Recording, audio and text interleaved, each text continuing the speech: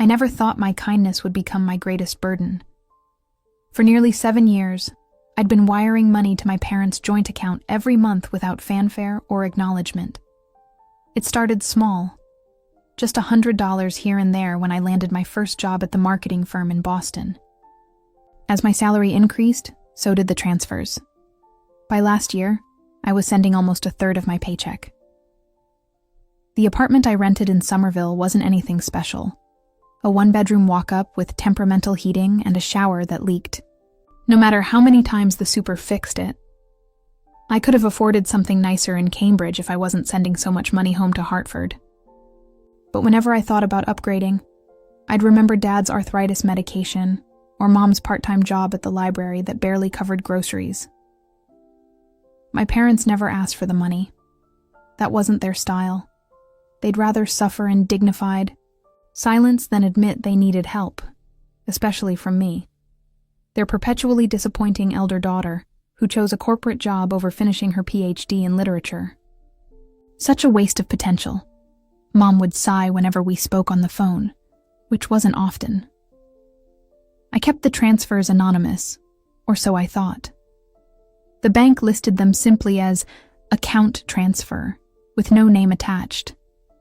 I assumed they knew it was me. After all, who else would be regularly putting money in their account? But then, during one of our rare family dinners 2 Christmases ago, I overheard my mother telling our neighbor Mrs. Kensington about Laura's incredible generosity. Laura, my younger sister who lived in Barcelona teaching English and posting Instagram photos of sangria and sunsets. Laura, who called home once a month and sent expensive but useless gifts on birthdays and holidays. Laura, who had somehow been credited with my years of financial support. She sends us money every month, Mom had told Mrs. Kensington, beaming with pride. Even though she's just a teacher, she makes sure we're taken care of. Such a thoughtful girl. I'd nearly choked on my eggnog. My sister caught my eye from across the room and shrugged, clearly as confused as I was. She didn't correct the misunderstanding, though neither did I. Something stopped me. Maybe the joy in Mom's voice when she talked about Laura, a tone she never used when discussing me. Afterward, I'd asked Laura if she'd been sending money too. God, no, she'd laughed, adjusting her perfectly tousled hair. I can barely afford my rent in Elborn. Did you hear Mom, though? She thinks I'm funding their retirement. Aren't you going to tell her it's not you? Laura had given me that look, the one that made me feel like I was still 10 years old, perpetually missing something obvious. Why would I? They're happy thinking it's me. Besides, you've always been the responsible one, Morgan. It's expected of you. Let me have this one thing. So I said nothing, and the monthly transfers continued. I skipped vacations, delayed car repairs, and ate ramen more often than I'd admit to anyone at the office. Meanwhile, Laura's reputation as the family saint only grew. It wasn't just about the money. Every achievement of mine had always been measured against some invisible yardstick where I inevitably fell short. My promotion to senior account manager barely warranted a "that's nice" from Dad, while Laura's students putting on a small English language play made it to the family Christmas newsletter complete with exclamation points. Still, I persisted, with the transfers. Not for recognition. I'd given up on that long ago, but because it was the right thing to do. They were getting older. Dad's pension wasn't enough, and their mortgage had an adjustable rate that kept creeping up. I tracked their bills through their online banking. Mom had given me the password years ago and promptly forgotten she'd done so. Each month, I calculated exactly what they needed and sent it plus a little extra. Last March, I got laid off when my company downsized. I didn't tell my parents. Why worry them? I had some savings, enough for a few months if I was careful. I reduced the transfers but kept them going, believing I'd find another job quickly. The Boston job market was tough, though, and 3 months stretched into 5. By September, I was doing freelance work and driving for Uber on weekends, but still sending what I could to Hartford.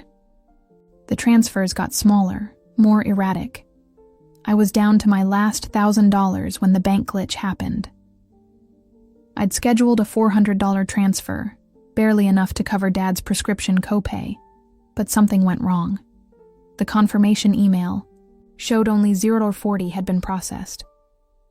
I called the bank, but they said it would take 3 business days to investigate. I planned to explain it to my parents, but then my car broke down, and between the tow truck and the mechanic's diagnosis of a failed transmission, I forgot about the glitch entirely. Until Thanksgiving. I hadn't wanted to go home.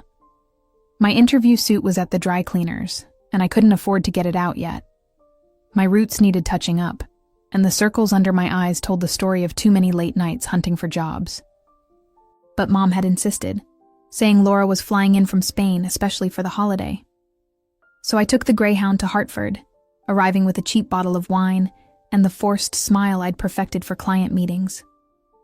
The house looked the same, colonial blue with white trim, the paint peeling slightly around the garage door.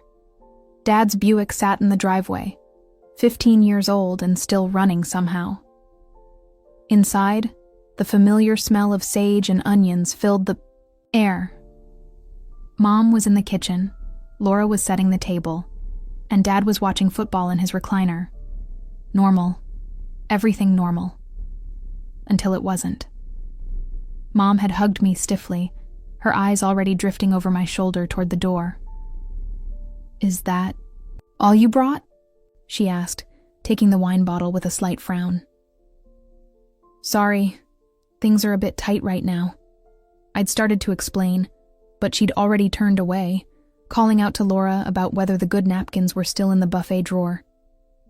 I should have known something was wrong.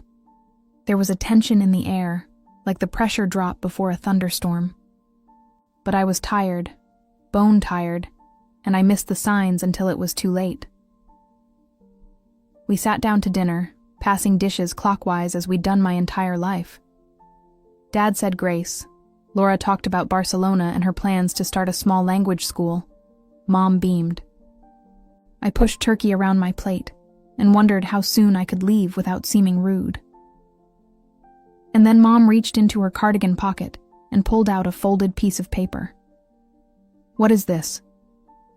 Mom slapped the paper onto the table between the cranberry sauce and the gravy boat. Her voice had that razor edge I remembered from childhood, the tone that made my stomach clench automatically. I glanced at the document. It was a bank statement, with a single line highlighted in neon. Yellow. The transaction showed a deposit of $0, $40 from my account. 40 cents, Mom said, jabbing her finger at the paper. 40 cents is what you think we're worth? The table went silent. Even Laura stopped mid-chew, her fork suspended halfway to her mouth. Dad set down his knife with deliberate care. I started, but Mom wasn't finished. "You should be sending $3,000 a month like your sister." Her voice rose, bouncing off the dining room walls. "Laura manages to support us generously while living abroad, but you, living just 2 hours away, send 40 cents? Are you mocking us?" The revelation hit me like a physical blow. They thought I had only ever sent 40 cents. Not just now, but always. And worse, they believed Laura had been sending them thousands every month. "Mom, there was a bank error," I tried to explain, my voice sounding small even to my own ears. "I've been sending money for years. The 40 cents was a mistake. It should have been 400. Laura's eyes widened slightly, but she said nothing. She took a slow sip of wine, watching the drama unfold over the rim of her glass. "Don't lie to us," Dad broke in, his voice gravelly with disappointment. "We know exactly who's been supporting this family.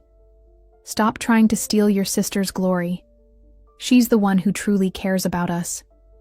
I felt dizzy, like the room was tilting.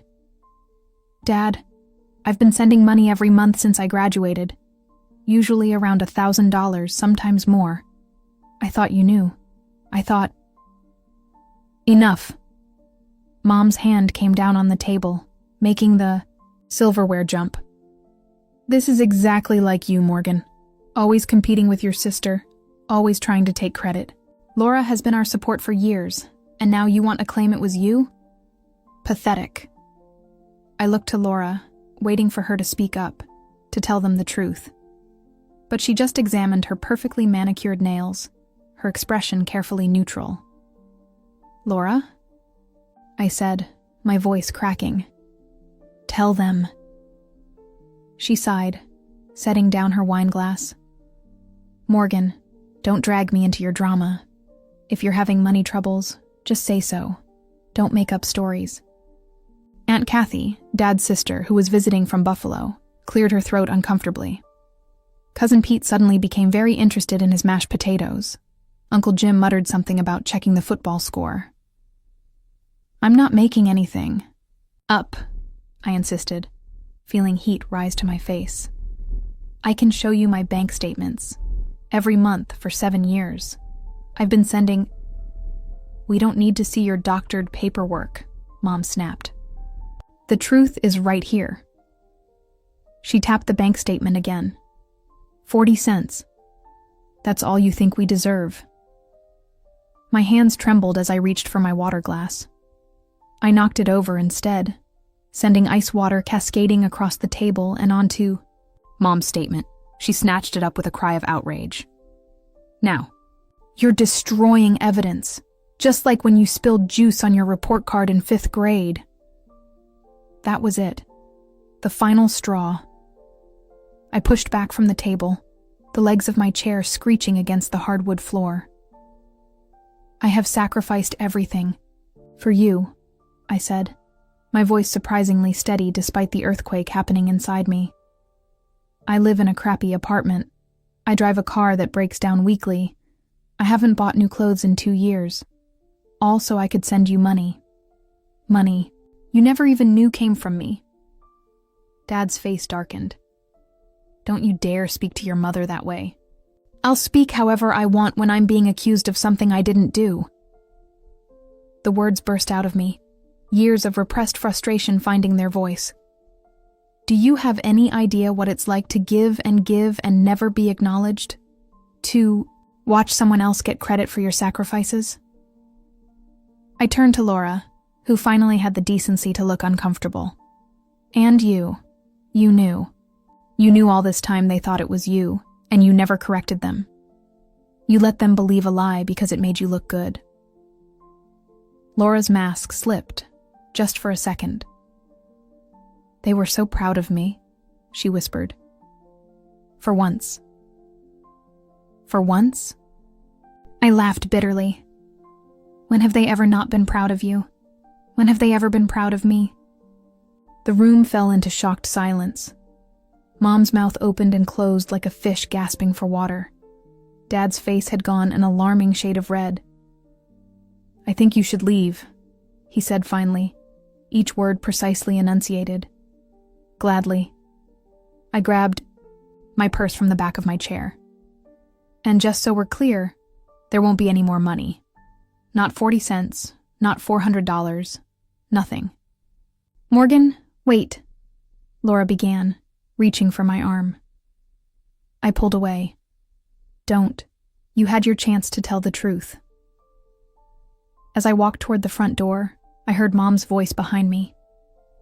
"Laura, honey, don't worry about her. She's always been jealous of you." The November air hit me like a slap as I stepped outside. I didn't have a car anymore. I'd taken the bus, planning to stay overnight. Now I stood on the porch, shivering in my thin jacket with nowhere to go. Mrs. Kensington was walking her terrier across the street. She waved cheerfully, unaware of the scene that had just unfolded inside the tidy colonial house.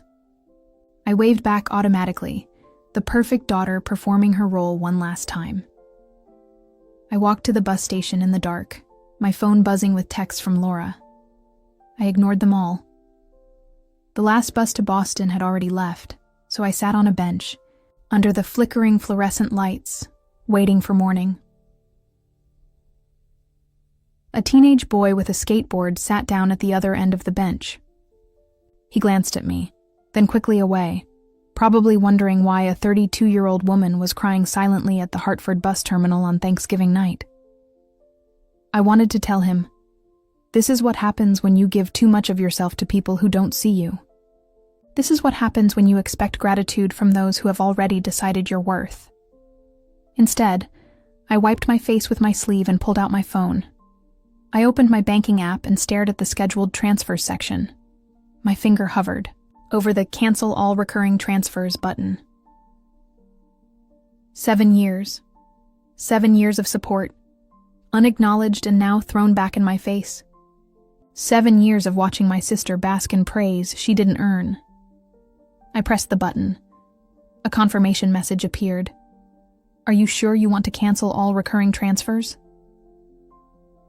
I thought of Mom's face, contorted with rage over 40 cents. I thought of Dad, always ready to believe the worst of me.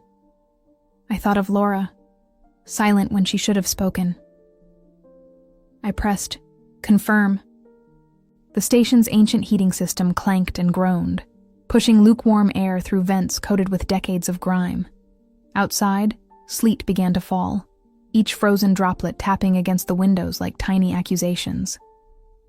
My phone buzzed again. "Laura, where are you? Come back. We can explain." I turned the phone off and slipped it into my pocket. There was nothing left to explain. For the first time in 7 years, I felt something close to peace. A cold, hard clarity that felt like freedom. The first week after Thanksgiving passed in a blur of job applications and unanswered calls from my family. I moved through my days like a ghost, present, but not quite there, as I interviewed for positions I was overqualified for and pretended I couldn't see my parents' names lighting up my phone. December arrived with unseasonable warmth and a job offer from a small agency in Dorchester. The pay was less than I'd made before, but it was something. I accepted immediately, grateful for the distraction of new responsibilities and fresh faces who knew nothing about my family drama. My new coworker, Denise, invited me to sit with her group at lunch on my 3rd day. "You look like you could use some friends," she said, her Boston accent thick as chowder. I must have seemed pathetic, eating my sad homemade sandwich alone in the break room, scrolling through emails on my phone. "Thanks," I managed, following her to a table where 3 other women sat chatting about holiday plans. "This is Morgan, the new content manager," Denise announced. "Morgan, this is Trisha, Ava, and Kimmy." They smiled and made room, asking the usual new job questions. Where I'd worked before, where I lived, did I have pets? Normal questions with simple answers. None of them asked about my family or my holiday plans, and I felt pathetically grateful for the oversight. As December crawled along, the calls from my parents grew less frequent. Laura still texted daily, her messages evolving from, "Please call Mom and Dad," to, "They're really struggling," to finally, "Do you know how much they relied on that money?" I left them all unanswered. Each night I'd stare at her texts, my thumbs hovering over the keyboard, composing and deleting responses I never sent. What could I say? That I was sorry for stopping the thing they never acknowledged I was doing? That I regretted not correcting their misunderstanding years ago?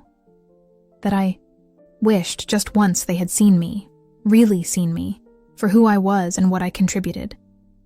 Instead, I threw myself into decorating my apartment for Christmas, something I'd never bothered with before.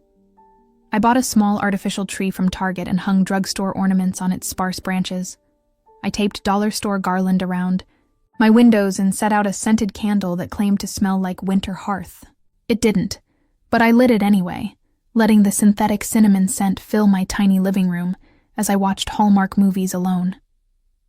The first indication that something had changed came 2 weeks after Thanksgiving. My mother called as usual, but this time she left a voicemail that didn't mention my behavior or demand an apology. Morgan, it's Mom. Her voice sounded strained. I'm just checking in. Call me back when you can. I didn't. 3 days later, my father called. He rarely phoned me directly. Mom was usually the family communicator, so seeing his name on my screen was jarring enough that I almost answered, out of sheer surprise. I let it go to voicemail instead. Hey, sweetheart, he said, his voice thin and uncertain. Just wondering if there's been some kind of delay. We didn't get the money this month. Call us when you get a chance. I replayed the message twice, listening for any acknowledgement that they now understood it had been me all along sending the money.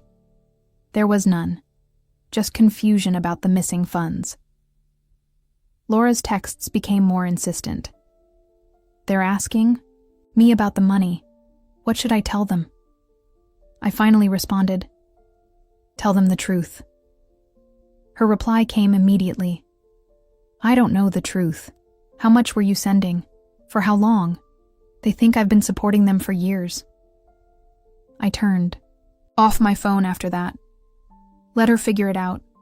Let them all figure it out. I was done carrying everyone's burdens. As Christmas approached, the temperatures finally dropped, bringing a dusting of snow that made Boston look like a postcard version of itself. My new co-workers invited me to their holiday party at a bar in South End.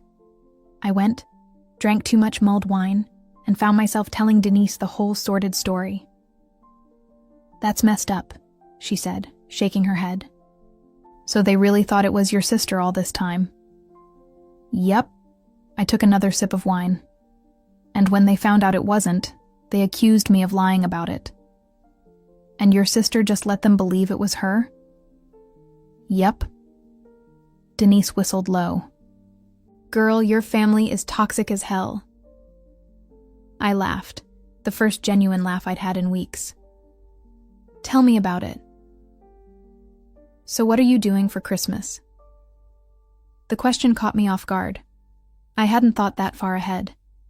Usually I drove to Hartford, bearing gifts and forced smiles, enduring 2 days of subtle criticisms and comparisons to Laura. I don't know, I admitted. Nothing, I guess. Denise nodded thoughtfully. My brother and his husband host this. Huge dinner every Christmas Eve. Very casual, lots of friends, amazing food. You should come.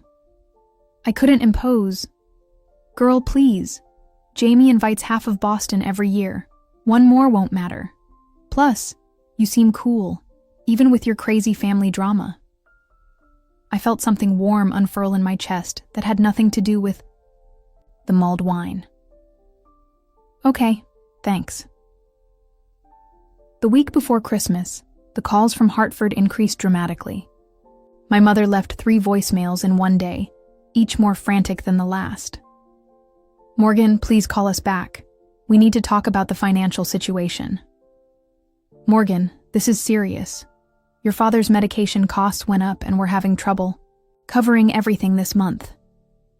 Morgan Elizabeth Dawson, I am your mother, and I expect you to return my calls. I deleted them all, but each one left a small bruise on my heart. 7 years of habits were hard to break. I found myself checking their bank account out of long-established routine, seeing the dwindling balance, the unpaid electric bill, the overdraft fees. My father called next. His voicemail had none of Mom's imperious tone, just a soft, confused sadness that was somehow worse. Hey, sweetheart. We haven't heard from you, and we're worried. Things are a bit tight here this month, Laura said. Well, she said some things that don't make much sense. Could you call us, please? What had Laura told them? I wondered. Had she finally admitted she wasn't their financial savior? Or had she crafted some new lie to protect her golden child status? On Christmas Eve morning, as I was getting ready for Denise's brother's party, my phone rang again. Laura. I almost didn't answer, but something, curiosity maybe, or just holiday loneliness, made me swipe to accept. Morgan? She sounded surprised that I'd picked up. Thank God. I've been trying to reach you for weeks." "I've been busy," I said, the lie falling flat even to my own ears. "Look, things are bad at home. Mom and Dad are behind on their mortgage. Dad's talking about asking Aunt Kathy for a loan." I said nothing, waiting. Laura sighed. "I told them the truth, that I never sent them any money, that it must have been you all along. Mom didn't believe me at first, but then Dad checked the account history and saw your name on some old transfers. And they feel terrible."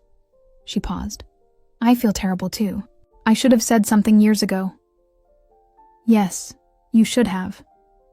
My voice came out harder than I intended. "I know. I'm sorry." She sounded like she might be crying. They've always been so proud of me, you know? It felt good. But I never meant for you to get hurt." I closed my eyes, leaning against my kitchen counter. The fairy lights from my sad little Christmas tree reflected in the window, multicolored stars floating in the glass. "What do you want from me, Laura?" "Nothing. I just wanted you to know I told them the truth. And they're really struggling without that money.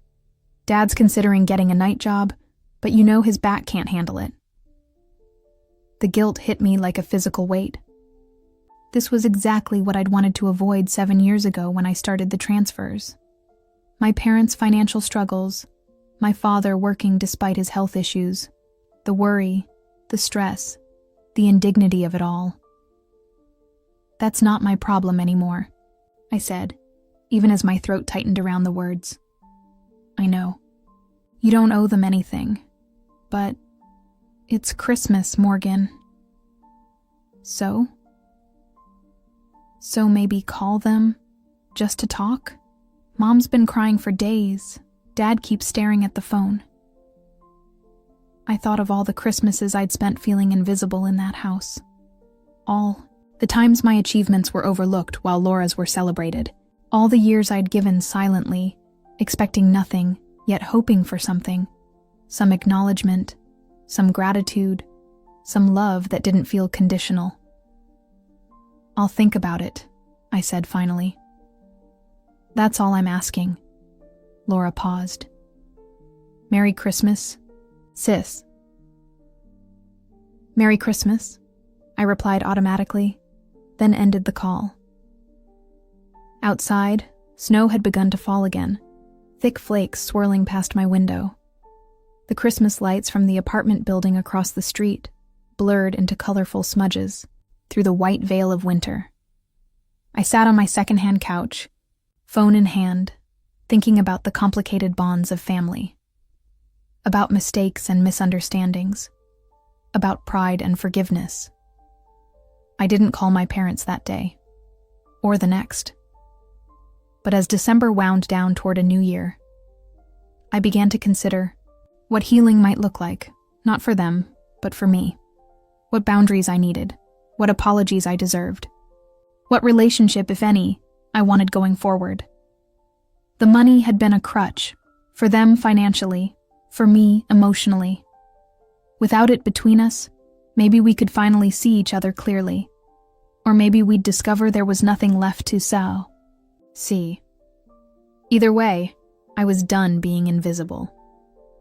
January in Boston is cruel. The holiday lights come down, leaving nothing but dirty snow and early darkness. My new job kept me busy enough during the day, but evenings stretched out like an endless road. I'd come home to my empty apartment, microwave whatever was on sale at Market Basket that week, and try not to check my phone for messages I was determined to ignore. But they kept coming. My parents had apparently decided that persistence was the key to breaking through my silence. The desperation in their voices grew with each voicemail. "Morgan, please call us back. The heating bill is due tomorrow, and we don't have enough fuel to cover it. Honey, it's Dad. I hate to ask, but could you spare anything at all this month? Just until I figure something out. Morgan Elizabeth, this is childish. We need to discuss the financial situation like adults." I deleted them all, but not before listening to each one, a masochistic ritual that left me feeling hollowed out. I'd scroll through food delivery apps afterward, adding meals to my cart that I couldn't afford, then closing the app without ordering. The irony wasn't lost on me. Now I was the one struggling financially while trying to rebuild my savings. January bled into February. Valentine's Day came and went, marked only by the office celebration where Denise's desk was decorated with pink streamers by her boyfriend. I brought heart-shaped donuts for everyone, playing the role of cheerful new colleague while ignoring another call from Hartford. That night, lying in bed and scrolling mindlessly through Netflix options, I got a text from a number I didn't recognize. "Morgan, it's Aunt Kathy. Your parents are too proud to tell you how bad things are. Your father's medication costs went up again, and they had to choose between heat and his prescriptions this month. They chose the medication. It's 52 degrees in their house. Please call them." I sat up, suddenly wide awake. Aunt Kathy had never contacted me directly before. She and Mom had never been close, the typical mild tension between a wife and her husband's sister, and she rarely got involved in family matters. I called her back immediately. "Thank God," she answered. "I wasn't sure you'd respond." "How bad is it really?" I asked, skipping the pleasantries. Kathy sighed. "Bad. Your father tried to get a job as a night security guard at the mall, but his back gave out during training.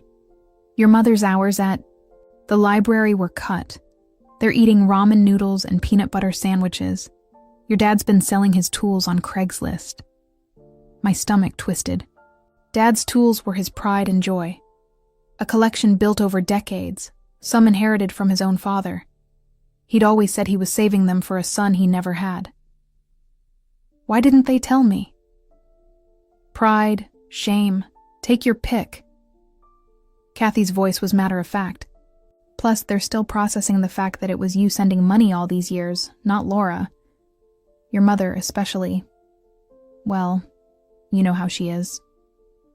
I did know. Mom had never been good at admitting she was wrong. Laura told them the truth. Then, eventually, Kathy snorted. After your parents called her in a panic about the missing money, she confessed she'd never sent a dime, said she had no idea you'd been supporting them. Your mother didn't believe her at first, kept insisting Laura was just being modest. And now? Now they know it was you, and they're too ashamed to ask for your help directly, even though they desperately need it. I closed my eyes, pressing my fingers against my temples where a headache was forming. I can't just go back to sending money like nothing happened, Aunt Kathy. I'm not saying you should, but maybe call them? They're your parents, Morgan. Flawed, frustrating people, but still, your parents. After we hung up, I paced my small apartment, the conversation replaying in my mind. 52 degrees. Dad selling. His tools. Ramen noodles. The images haunted me as I tried to sleep. The next morning, I checked my parents' bank account again.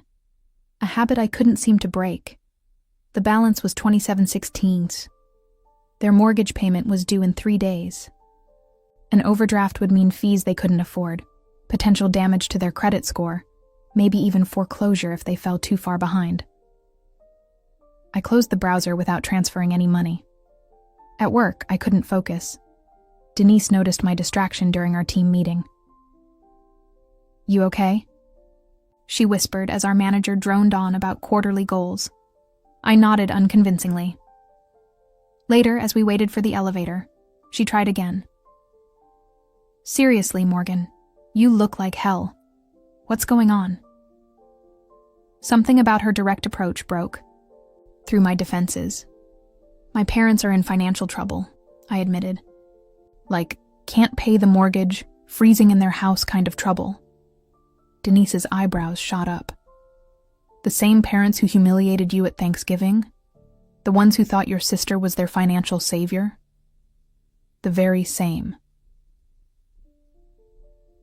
The elevator arrived with a cheerful ding that felt mockingly out of place. "And you feel responsible," Denise said as we stepped inside. It wasn't a question. "I don't know what I feel." I leaned against the elevator wall. Angry, vindicated, guilty, worried, all of the above. "Have you talked to them since Thanksgiving?" I shook my head. "Maybe that's where you start." The elevator stopped at the lobby and Denise gave my arm a squeeze before stepping out. "You don't have to solve their problems. Just listen." That night, I almost called them. My finger hovered over my dad's name and my contacts. But something held me back. The memory of his face at Thanksgiving. The immediate assumption that I was lying. The years of feeling invisible. Instead, I called Laura. "It's about time," she answered. "I've been texting you for weeks." "I know, I'm sorry." The apology felt strange on my tongue. I wasn't the one who should be apologizing. "How are Mom and Dad, really?" Laura was quiet for a moment. "Not good. They're behind on everything. The oil company won't deliver until they pay their balance, so they're using space heaters in just the kitchen and their bedroom. Dad's arthritis is worse from the cold. Mom's trying to hide how scared she is, but I can hear it in her voice." "Why didn't you tell me sooner?" "I tried. You weren't answering my texts." She was right. I'd been so focused on my own hurt feelings that I'd ignored her increasingly worried messages. "Are you helping them?" I asked. Laura sighed. "I sent what I could, but teaching English in Spain doesn't exactly make me rich. I've got my own rent to pay, and flights home aren't cheap." The bitterness in her voice surprised me. For the first time, I wondered if Laura resented me for stopping the payments as much as for making them in the first place. Had she enjoyed being the golden child, even if it was based on a lie? "I can't just start sending money again," I said. "Not without talking to them first. Not without, I don't know, something changing." "Then talk to them," Laura urged. "They're waiting for your call. They've been waiting for months." After we hung up, I sat on my windowsill, watching the streetlights reflect off the fresh snow. The temperature had dropped below zero, and the radiators in my apartment clanked and hissed as they struggled to keep up. I thought about my parents in their cold house, using space heaters to warm just 2 rooms. I thought about Dad's tools, being sold off piece by piece, each one a small surrender. I thought about Mom's pride, which must be in tatters now. I didn't call them that night, or the next. But I did something I'd promised myself I wouldn't do. I logged into my bank account and scheduled a one-time transfer to their account. Not the usual amount, just enough to cover the mortgage payment that was coming due. I didn't include a note. I didn't need to. They would know it was from me. 3 hours later, my phone rang. Dad's name appeared on the screen. This time I answered. "Morgan?" Dad's voice was tentative, as if he wasn't sure I'd really picked up. "Is that you?" "It's me," I said, suddenly uncertain what to do with my free hand. I paced my small living room, fingers fidgeting with the hem of my sweatshirt. "Thank you," he said simply. "For the money. It was getting pretty tight around here." An awkward silence stretched between us. I could hear him breathing, could almost picture him sitting in his recliner, the ancient cordless phone pressed to his ear, struggling to find the right words. "Laura told us," he finally said, "about the money, that it was you all along." "Yes." I stopped pacing, staring out my window at the darkened street below. It was me. "Why didn't you say something?" The question caught me off guard. All these months of silence, and that's what he wanted to know. Why I hadn't corrected their misunderstanding. "Would you have believed me?" I asked. Another silence, longer this time. I don't know, he admitted. Probably not at first. His honesty was unexpected and disarming. The dad I knew would have bristled at the suggestion, would have insisted that of course he would have believed his own daughter. You've been sending money for years, haven't you? He asked. Since I got my first real job. 7 years. He exhaled sharply, and I realized he was crying. In 32 years, I'd never heard my father cry. Dad? I didn't know, he said, his voice thick. All this time, I thought.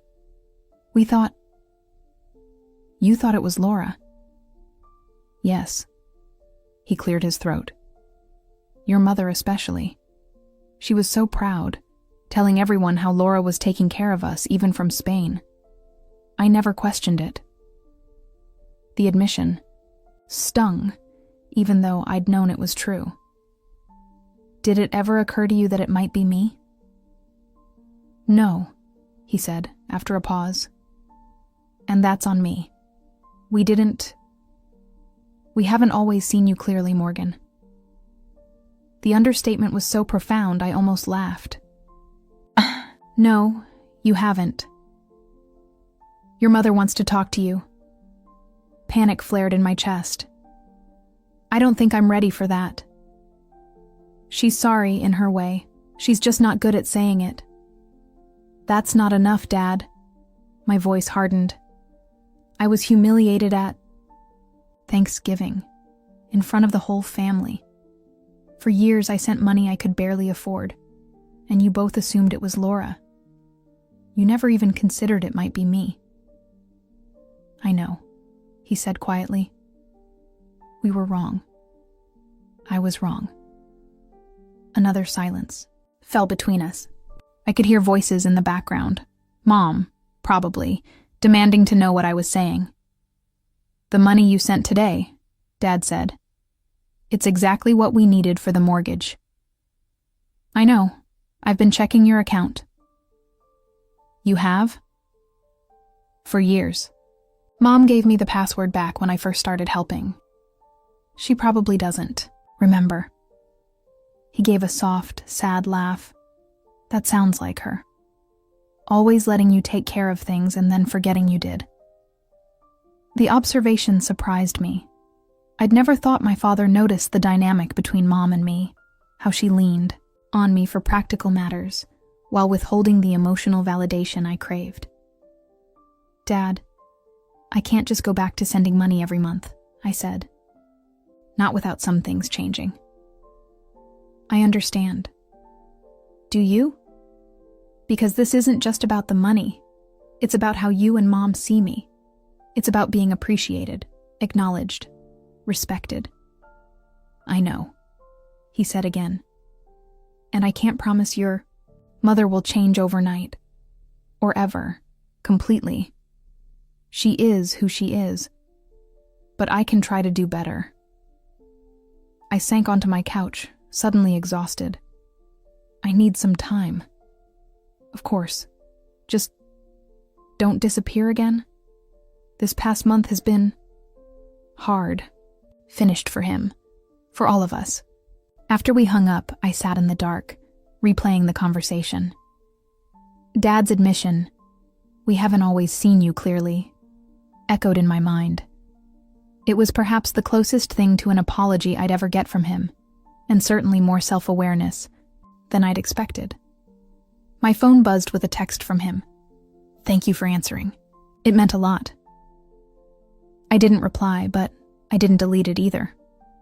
The next morning, I woke to 3 missed calls from my mother and a voicemail that veered between contrition and defensiveness. Morgan, it's Mom. I think we need to clear the air about all this confusion.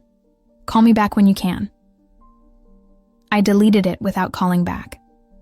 At work, I found myself actually focusing for the first time in weeks. Something about finally hearing my dad acknowledge the truth had lifted a weight I hadn't realized I was carrying. The campaign I was working on suddenly seemed manageable, even interesting. I stayed late, brainstorming ideas with Denise and 2 other team members. You seem better, Denise observed as we packed up. Less zombie-like. I smiled. I talked to my dad last night. And it wasn't terrible. He admitted they were wrong. He even apologized, sort of. Sort of? As much as he's capable of. My family doesn't really do emotional honesty. Shocking. Denise deadpanned. So what happens now? I shrugged. I don't know. My mom's been calling, but I'm not ready to talk to her yet. Take your time, Denise advised. You don't owe them instant forgiveness just because they finally realized they were jerks. My mother called again that night, and the next. Each voicemail was slightly less imperious than the last, as if she were slowly deflating, her certainty, giving way to something approaching humility. Morgan, please call me back. I'd like to explain. Morgan, it's Mom again. I know you're upset, but we're family. We should be able to talk about these things. Morgan, I'm sorry. Please call. Me. The last one stopped me cold. I couldn't remember the last time my mother had apologized to me for anything. I was tempted to call her back, but something held me back. A lifetime of experience that told me her apology would come with conditions, with qualifications, with the expectation that I would then apologize too, as if we were equally at fault. Instead, I texted Laura. Mom's been calling. She actually said she's sorry. Should I believe her?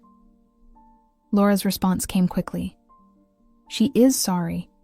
She's also embarrassed and confused and hurt, but mostly sorry. For what, exactly? For not seeing what was right in front of her. For assuming the best of me and the worst of you. For the Thanksgiving disaster. I considered this. Has she said any of this to you directly? Not in so many words, but I can tell. She's not sleeping. She keeps looking at old photo albums. She asked me yesterday if you were always so responsible, even as a kid. I didn't know what to make of that. And what did you tell her? The truth. That you've been the responsible one since we were little. That you always made sure I had lunch money and signed permission slips when Mom was having one of her episodes. That you were the one who taught me to drive, not Dad. I hadn't realized Laura noticed those things. We'd never talked about our childhood, about Mom's occasional deep depressions that left her unable to function for days, about Dad's long hours, at work that kept him largely absent. Morgan, Laura texted again. They're different now. The money thing, it shook them, made them reevaluate everything. Maybe give Mom a chance to apologize properly? I didn't respond, but I thought about it all evening. What would a proper apology from my mother even look like? What would it take for me to accept it? The next day was Saturday. I slept late, then spent the morning cleaning my apartment. Real cleaning. Not just the surface tidying I'd been doing for months. I scrubbed the bathtub, vacuumed under, the couch, even washed the windows. Physical labor had always helped me think. By afternoon, I'd come to a decision. I called my mother. She answered on the first ring, as if she'd been sitting with the phone in her hand. Morgan, is that you? It's me, I confirmed, my heart racing despite my resolve to stay calm. Oh, thank goodness. I've been so worried. Mom, I cut her off before she could build momentum. I'm only calling because Laura said you wanted to apologize. Is that true? The silence on the other end stretched so long, I wondered if we'd been disconnected. Mom? I'm here, she said, her voice smaller than I'd ever heard it. Yes, I owe you an apology. Several, probably. I sat down hard on my couch, unprepared for her candor. Go on. I was wrong. About the money. About who was sending it. About a lot of things. You humiliated me at Thanksgiving, I reminded her. You accused me of lying when I told you the truth. I know, she said quietly. I was shocked and confused, and I reacted badly. I couldn't believe I'd been so wrong for so long. Why was it so hard to believe it was me? That I was the one helping you? Another long pause. Because it didn't fit with how I've always seen you. Practical, responsible Morgan. Not especially ambitious or impressive. Just reliable. The assessment hurt, even though it was nothing. I hadn't suspected. And Laura was the special one, the impressive one, the one you bragged about. Yes, my mother admitted. It was easier to believe she was the generous one because she was always shining somehow. You were more like furniture, always there, always solid, never calling attention to yourself. Furniture, I repeated. That's how you see me? As a piece of furniture? That's not what I meant, she backpedaled. I meant you were dependable, steady. I know exactly what you meant, Mom. I fought to keep my voice even. And that's the problem. You've never really seen me at all. Spring came to Boston slowly that year, reluctant and halting. The snow melted and refroze, turning the sidewalks into treacherous obstacle courses. But by April, green shoots had appeared in the community garden down the street, and the days stretched longer, giving me time to walk home, from work, instead of taking the T. My conversations with my parents had settled into a new pattern. Weekly calls with Dad, occasional tense exchanges with Mom. I'd sent money twice more since that first mortgage payment, but always with clear boundaries. This wasn't a return to the old arrangement. These were one-time gifts, not obligations, not expectations. We appreciate it, Dad said each time. More than we can say. Mom tried in her way. She asked questions about my job, my apartment, my friends. She remembered Denise's name, asked about the campaigns I was working on. Her efforts were stilted and sometimes awkward, but they were efforts nonetheless. Laura and I talked more often now, our relationship shifting into something new. Not the competitive dynamic of our childhood, not the distant politeness of our 20s, but something approaching real sisterhood. I've started sending them a little money each month, she told me during one of our calls. Not much, but what I can afford. You don't have to do that. I know, but I want to. It feels right, like I'm finally stepping up instead of just taking credit for what you did. The admission warmed something in me. That's really mature of you, Laura. She laughed. Don't sound so surprised. I'm capable of growth. I know. I've always seen you a certain way too. The golden child, the favorite, the one who got all the praise without the responsibility. While I saw you as the killjoy, the responsible one who made me look bad by comparison, the one who set impossible standards. Laura paused. We've both been unfair to each other, haven't we? I thought about this after we hung up, about patterns and perceptions, about the roles we play in our families and how hard it is to break free of them, about how I'd resented Laura for years, without considering that she might have her own struggles, her own insecurities, her own complicated feelings about our family dynamics. At work, things were improving too. My campaign ideas had impressed the creative director, and I'd been given more responsibility. Denise and I had become real friends, not just work colleagues. We met for drinks every Thursday, shared Sunday brunches at a diner in her neighborhood, even joined a book club together. You seem happier, she observed one evening as we sat at a bar in Cambridge, nursing overpriced cocktails. Less haunted. I considered this. I think I am. Things with my family are different. Not perfect, but different. Are you still sending them money? Sometimes. But now it's my choice, not an obligation. And they know it's me, which changes everything. Denise nodded. And your mom? Has she pulled her head out of her ass? I laughed. Partially. She's trying, in her way. Last week she actually asked about my promotion without immediately changing the subject to Laura's latest adventure. Baby steps. Exactly. The truth was, I didn't expect my mother to transform completely. Decades of patterns don't dissolve overnight.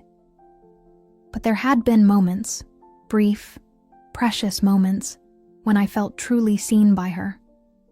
Like when she'd called specifically to ask about the presentation I'd mentioned being nervous about. Or when she'd remembered to ask about Denise's brother's wedding, which I'd attended as Denise's +1. Dad had changed more significantly. Our weekly calls had become a genuine bright spot in my routine. He'd even visited Boston in March, just him, without Mom. We'd walked along the Charles River and eaten lunch at a pub in Beacon Hill. He'd asked questions about my life, really listening to the answers. And he'd said something that still resonated with me weeks later. I'm proud of you, Morgan. Not just for helping us all those years, but for standing up for yourself when we didn't appreciate it. That took courage. Coming from my father, a man who had always been sparing with praise, the words felt monumental. In May, I faced a decision. Whether to go home for Mother's Day. Laura called to discuss it. Mom's expecting both of us, she said. She's already planning the menu. I don't know, Laura. Things are better, but holidays are still loaded. I know, but I'll be there this time. Really there, not just showing up for the glory. She paused. And if she starts with the comparisons, or the backhanded compliments, I'll call her on it. I promise. I found myself smiling at my sister's protectiveness. When did you become my defender? Around the time I realized what a shitty sister I've been. Better late than never, right? In the end, I decided to go. I drove to Hartford on a perfect spring Saturday, windows down, a playlist of 90s rock keeping me company.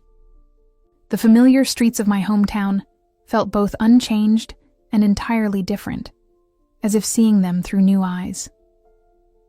The house looked better than it had at Thanksgiving. The lawn mowed, the flower beds freshly mulched. Dad must have been able to afford his gardener again. The thought gave me a complicated feeling. Satisfaction that my parents were no longer struggling. Wariness about slipping back into old patterns. Laura's car was already in the driveway. As I pulled up behind it, the front door opened, and she bounded out, looking more like the little sister of our childhood than the sophisticated world traveler she'd become. You made it. She hugged me tightly. I wasn't sure you would. Neither. Was I admitted. Mom appeared in the doorway, hesitant in a way I'd never seen her before. She'd aged since Thanksgiving. Or maybe I was just noticing it now, the deeper lines around her mouth, the slight stoop to her shoulders. Morgan, she said, her voice carefully neutral. You're here. I'm here, I agreed, climbing the porch. Steps. We stood awkwardly for a moment before she opened her arms. The hug was brief and slightly stiff, but it was something. Inside, the house smelled of roasting chicken and lemon. Dad greeted me with a warmer hug and a whispered, "Thanks for coming. It means a lot to her." Dinner was not terrible. Mom had made all my favorite foods, an olive branch I recognized and appreciated. Laura kept the conversation flowing, deftly steering away from potentially fraught topics. Dad watched us all with a quiet contentment, occasionally catching my eye with a small smile. After dessert, as Laura and Dad cleared the dishes, Mom pulled me aside. "I have something for you," she said, leading me to the living room. From the drawer of the side table, she pulled out a small velvet box. This was my mother's. I always planned to give it to Laura, but I think it belongs with you. Inside was a delicate gold bracelet with a single pearl. I remembered seeing it on my grandmother's wrist at special occasions, the way it caught the light when she moved her hands. Mom, I can't. Please, she interrupted. Let me do this right for once. She took a deep breath. You've always been the strong one, Morgan. The one who took care of everyone else. I took advantage of that.